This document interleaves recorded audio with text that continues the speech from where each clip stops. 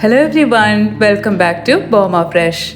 മത്സ്യസമ്പത്തിനാൽ അനുഗ്രഹീതമായ നമ്മുടെ ഈ കൊച്ചു കേരളത്തിൽ ഒട്ടനേകം മീൻ വിഭവങ്ങളാണ് കാണാൻ സാധിക്കുന്നത്.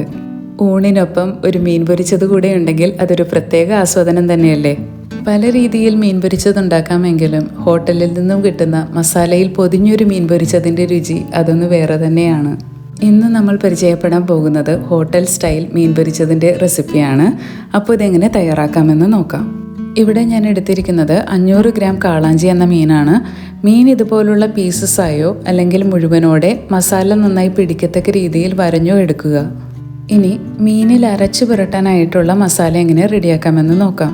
ഒരു മിക്സിയുടെ ജാറിലേക്ക് 10 ചുവന്നുള്ളി ചെറുതായി നുറുക്കിയതും 6 അല്ലി വെളുത്തുള്ളിയും ഈ ഒരു വലിപ്പത്തിലുള്ള ചെറിയ 2 കഷ്ണം ഇഞ്ചി ചെറുതായി നുറുക്കിയതും 1 തണ്ട് കറിവേപ്പില, 1 ടീസ്പൂൺ കുരുമുളക്, 1/2 ടീസ്പൂൺ മഞ്ഞൾപ്പൊടിയും 3 ടേബിൾ സ്പൂൺ കാശ്മീരി ചില്ലി പൗഡറും 1 ടേബിൾ സ്പൂൺ വിനാഗിരിയും 2 ടേബിൾ സ്പൂൺ വെളിച്ചെണ്ണയും അടുത്തതൊരു സ്പെഷ്യൽ ഇൻഗ്രീഡിയൻ്റ് ആണ് 2 ടേബിൾ സ്പൂൺ നല്ല കട്ടിയായിട്ടുള്ള തേങ്ങാപ്പാൽ, പിന്നെ പാകത്തിനുള്ള ഉപ്പും ചേർത്ത് വെള്ളം തൊടാതെ നല്ല മഷി പോലെ അരച്ചെടുക്കുക.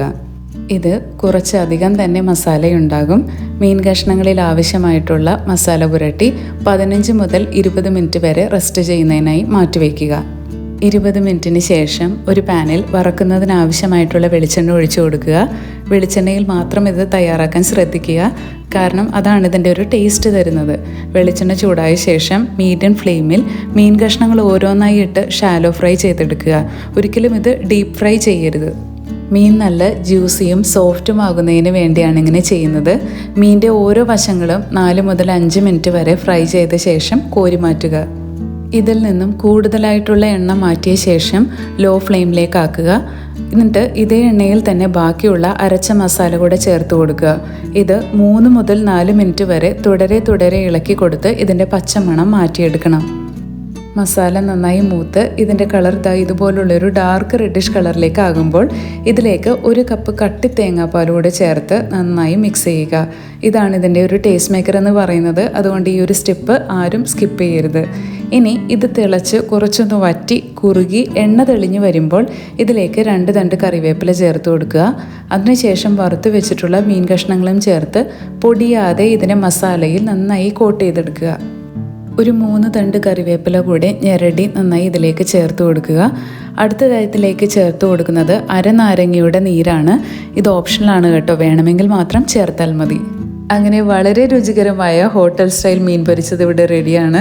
ഇത് നല്ല ചൂട് ചോറിൻ്റെയും പാൽക്കപ്പയുടെയും അപ്പത്തിൻ്റെയും പുട്ടിൻ്റെയും ഒപ്പം ഒരു സൂപ്പർ കോമ്പിനേഷൻ തന്നെയാണ്. പാൽക്കപ്പയുടെ റെസിപ്പി ലിങ്ക് ഞാൻ ഡിസ്ക്രിപ്ഷനിൽ കൊടുക്കാം. കാണാത്തവരുണ്ടെങ്കിൽ ഒന്ന് കണ്ടു നോക്കുക.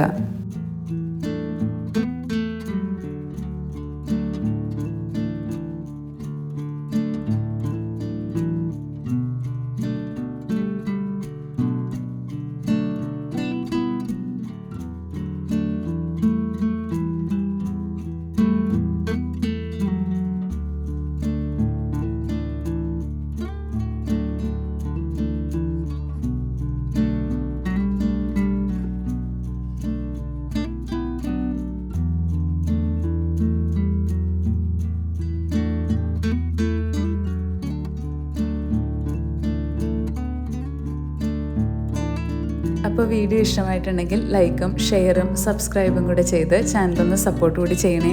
മറ്റൊരു വീഡിയോയിൽ വീണ്ടും കാണാം. Bye bye.